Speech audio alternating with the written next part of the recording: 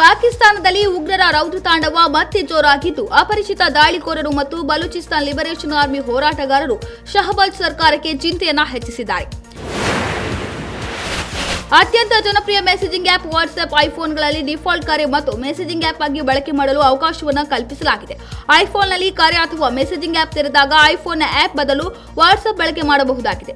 ಇದು ಬಳಕೆದಾರರಿಗೆ ಹೆಚ್ಚಿನ ಅನುಕೂಲವನ್ನು ಒದಗಿಸಲಿದೆ, ಐಫೋನ್ ಸಂಸ್ಥೆ ಹೇಳಿಕೊಂಡಿದೆ. ಇದಲ್ಲದೆ ವಿವಿಧ ಪ್ರದೇಶದಲ್ಲಿ ವಿವಿಧ ಬ್ರೌಸಿಂಗ್ ಆಪ್ಗಳನ್ನು ಡಿಫಾಲ್ಟ್ ಆಗಿ ಬಳಕೆ ಮಾಡಲು ಸಹ ಐಫೋನ್ ಅವಕಾಶವನ್ನು ಕಲ್ಪಿಸಿಕೊಟ್ಟಿದೆ.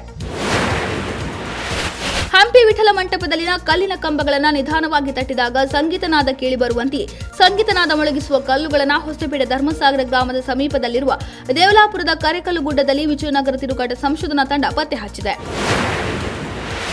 ಪ್ರಧಾನಿ ನರೇಂದ್ರ ಮೋದಿ ಅವರು ಮಾರ್ಚ್ 30ರಂದು ನಾಗ್ಪುರದಲ್ಲಿರುವ ಆರ್ಎಸ್ಎಸ್ ಸಂಸ್ಥಾಪಕ ಡಾ ಕೆ.ಬಿ. ಹೆಗಡೆವಾರ್ ಅವರ ಸ್ಮಾರಕಕ್ಕೆ ಭೇಟಿ ನೀಡಲಿದ್ದಾರೆ. ಈ ವೇಳೆ ಮಾಧವ್ ನೇತ್ರಾಲಯ ಪ್ರೀಮಿಯಂ ಸೆಂಟರ್ನ ವಿಸ್ತರಣಾ ಕಟ್ಟಡಕ್ಕೆ ಪ್ರಧಾನಿ ಮೋದಿ ಶಿಲಾನ್ಯಾಸ ನೆರವೇರಿಸಲಿದ್ದಾರೆ.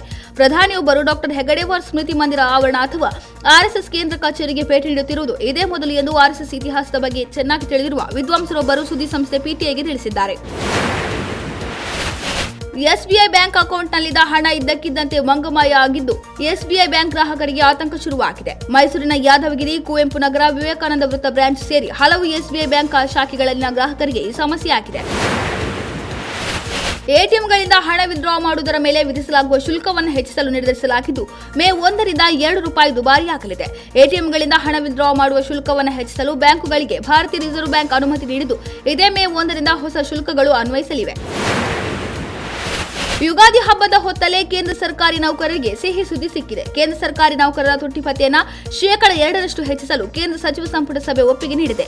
ಈ ಮೂಲಕ ತುಟ್ಟಿ ಭತ್ಯೆ ಶೇಕಡ 53ರಿಂದ ಶೇಕಡ 55ಕ್ಕೆ ಇರುತ್ತದೆ. ತುಟ್ಟಿ ಭತ್ಯೆ ಹೆಚ್ಚಳದಿಂದಾಗಿ 1.5 ಕೋಟಿ ಕೇಂದ್ರ ಸರ್ಕಾರಿ ನೌಕರರು ಹಾಗೂ ಪಿಂಚಣಿದಾರರು ಅನುಕೂಲ ಪಡೆದುಕೊಳ್ಳಲಿದ್ದಾರೆ. ಕರ್ನಾಟಕ ಕಾಂಗ್ರೆಸ್ ಸರ್ಕಾರದ ಉಚಿತ ಗ್ಯಾರಂಟಿ ಯೋಜನೆಗಳಿಗೆ ಇದೀಗ ಸ್ವತಃ ಕಾಂಗ್ರೆಸ್ ಶಾಸಕ ಆಡಳಿತ ಸುಧಾರಣಾ ಆಯೋಗದ ಅಧ್ಯಕ್ಷರು ಆಗಿರುವ ಆರ್.ವಿ. ದೇಶಪಾಂಡೆ ಅವರಿಂದಲೇ ವಿರೋಧ ವ್ಯಕ್ತವಾಗಿದೆ. ಉಚಿತ ಕೊಡುಗೆಗಳು ಅಪಾಯಕಾರಿ ಎಂದು ಹೇಳಿರುವ ಅವರು ಪ್ರತಿ ಸೇವೆಗೂ ಶುಲ್ಕ ವಿಧಿಸಬೇಕೆಂದು ಸಲಹೆ ನೀಡಿದ್ದಾರೆ. ಶಕ್ತಿ ಯೋಜನೆಯನ್ನ ಉದಾಹರಣೆಯಾಗಿಟ್ಟುಕೊಂಡು ಎಲ್ಲವನ್ನ ಉಚಿತವಾಗಿ ನೀಡುವುದರೊಂದಿಗೆ ಸಾರಿಗೆ ಸಂಸ್ಥೆಗಳ ನಿರ್ವಹಣೆಗೆ ತೊಂದರೆಯಾಗ್ತಾ ಇದೆ ಎಂದು ಅವರು ಅಭಿಪ್ರಾಯಪಟ್ಟಿದ್ದಾರೆ. ವಯೋಮಿತಿ ಗೊಂದಲ ವಿಚಾರವಾಗಿ ಭೇಟಿ ಮಾಡಲು ಬಂದಿದ್ದ ಪೋಷಕರೊಂದಿಗೆ ಶಿಕ್ಷಣ ಸಚಿವ ಮಧು ಬಂಗಾರಪ್ಪ ಅವರು ಅತಿರೇಕದ ವರ್ತನೆ ತೋರಿರುವುದು ಚರ್ಚೆಗೆ ಗ್ರಾಸವಾಗಿದೆ.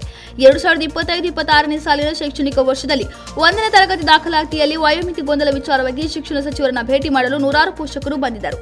ಈ ವೇಳೆ ಮಾಧ್ಯಮದವರನ್ನ ಕಂಡ ಶಿಕ್ಷಣ ಸಚಿವ, ಮೀಡಿಯಾದವರನ್ನ ಕರೆದುಕೊಂಡು ಬಂದಿದ್ದೀರಾ, ಅವರ ಹತ್ತಿರವೇ ಮಾತನಾಡಿ ಎಂದು ಕಿಡಿಕಾರಿದ್ದಾರೆ. ಪೋಷಕರ ಜೊತೆ ಮಾಧ್ಯಮದವರು ಬಂದ್ರೆ ರಬ್ಬಿಶ್ ಎಂದು ಹೇಳಿದ್ದಾರೆ. ಮೋಹನ್ಲಾಲ್ ನಟನೆಯ ಬಹುನಿರೀಕ್ಷಿತ ಸಿನಿಮಾ L2 ಎಂಬುರಾನ್ ಮಾರ್ಚ್ 27ರಂದು ರಿಲೀಸ್ ಆಗಿದೆ. ಬಿಡುಗಡೆಯಾಗಿ 2ನೇ ದಿನಕ್ಕೆ ₹100 ಕೋಟಿ ಗಳಿಕೆ ಮಾಡಿ ಯಶಸ್ವಿ ಪ್ರದರ್ಶನ ಕಾಣ್ತಾ ಇದೆ. ಈ ಕುರಿತು ಚಿತ್ರತಂಡವೇ ಅಧಿಕೃತವಾಗಿ ತಿಳಿಸಿದೆ.